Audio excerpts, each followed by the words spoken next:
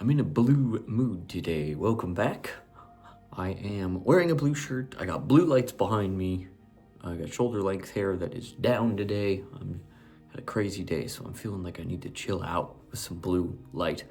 Today, a question that I have been asked or indirectly not asked so many times that if I had $1 for every time it happened, to quote the late great Mitch Hedberg, I'd be making money in a really weird way. Let's jump in. From a black background, two teal canes crossing behind a pink atom flicker on in neon light. To the right, white words stack vertically, blind over matter. The words and logo fade to black.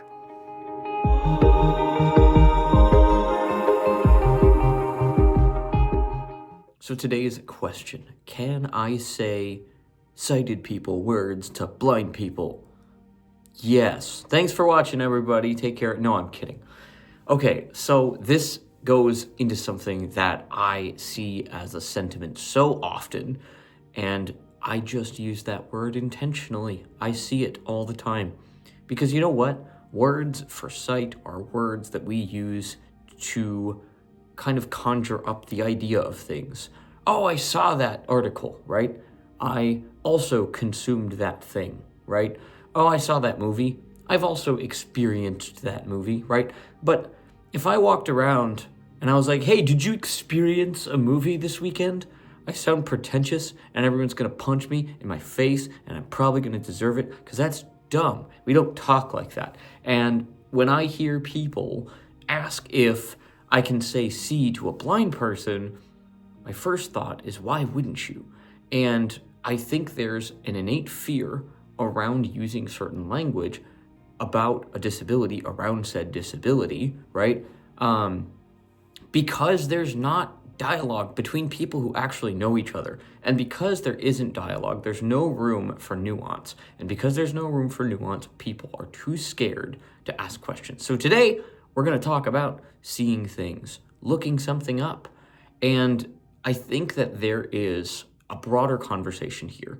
And I'm starting with the seeing words to blind people as a way to open this conversation. So, I've kind of already answered the question, but I've had so many people literally start a sentence and going, oh, have you seen, oh, I am so sorry. And I'm like, what?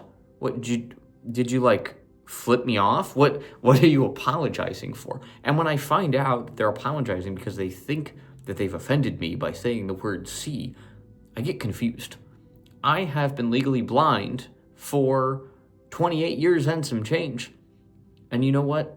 It doesn't faze me. None of that fazes me. Now, are there people in the world that are going to get offended by you using certain words? Yeah, because that's how people work. I'm not everybody. I am one person. These are only my experiences. But I don't care. And you know what? If I don't know something and I need to find it out, I'm going to look it up. Okay? I'm going to look it up on Google. But I'm going to say I'm going to look it up. And I'm going to say, oh, I'll see you later. When I leave, hey, see you tomorrow, right? Even if I was totally blind, I'm going to say, see you tomorrow. Number one, I think it's even funnier if I lose my vision, right? I have kind of a self-deprecating sense of humor, and I find making blind jokes a really good way in some situations to break the ice, and that's a separate video I want to make at some point. But in terms of using those expressions, they're so normal in the way that we talk in, our everyday existence. And I think that there's so many things that we say that we might not even realize have that expression in them that don't mean to look to see, right? For example, I've already used, seen a movie, see you tomorrow. But here's another one. Do you see what I'm saying? Right? That doesn't mean, are you looking at the words coming out of my mouth, right? Do you see what I'm saying is, are you with me? Do you understand the nuance of the thing that I'm telling you?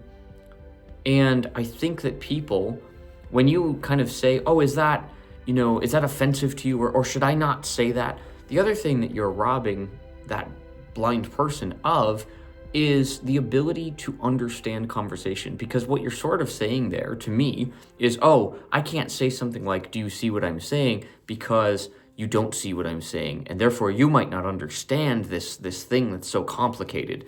And it's not intentional, but that's how so many blind people, I think, end up kind of getting a chip on their shoulder. Like, oh, people think I'm too dumb, so of course you should use that word.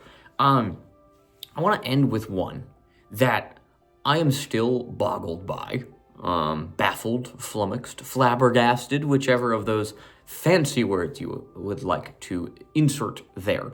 Now, a few years ago, in the great American pastime of baseball, if a player was injured, he was put on the disabled list because he was which means not, able, having the ability to do the thing, right? He was disabled to play baseball, therefore he was on the disabled list. I never saw a problem with it. Nobody that I know personally, and I know a good handful of disabled people, nobody I know has ever expressed, man, that's really offensive. Yet, now, because of the way that political correctness works, which is usually, one speaking on behalf of many, or even someone who's outside of a space speaking for a large group of people in some circumstances, we now have the injured list.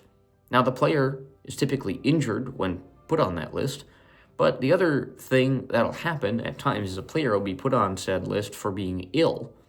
And to me, the disabled list actually makes more sense if you're sick, because again, you are disable to play baseball because your head hurts or whatever you got going on.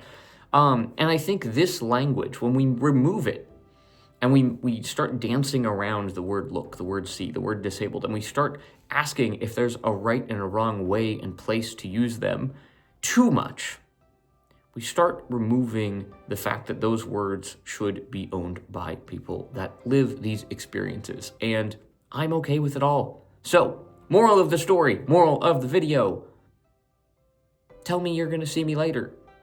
Ask me if I've looked something up. Ask if I've seen a movie. And don't panic about those words. Now, again, does this apply to every person? Should you always, tell the guy in the wheelchair, hey, I'm going to run to the store, Yeah, probably, actually. But you know what you should do, actually, for real? And just, this is kind of what I want to end on here today. Please talk to people. Please engage with people. Please ask people what they're comfortable with, right? Two people who have the same disability might have two completely different takes on this. And two people who have very different disabilities might find themselves agreeing with one another. But you know how you're not going to find out? If you don't ask, if you don't engage, if you pull back, if you're too scared of saying something wrong to, as long as you approach it professionally, respectfully, and even starting, I've had coworkers of mine at my job now say, hey, can I ask you a question about, your disability? Or like, can I ask about this? And like 9.5 times out of 10, I'm like, yeah, I got you. What do you want to know? But because they ask and they open the door, I'm willing to open the door, and bam, we walk through it together. So that's what I got for you. Please just engage with people. Talk about talking, okay? And do it respectfully, do it professionally, do it with courtesy. Thanks for checking this out. Take care of yourselves, take care of each other, and we will see you soon. Peace.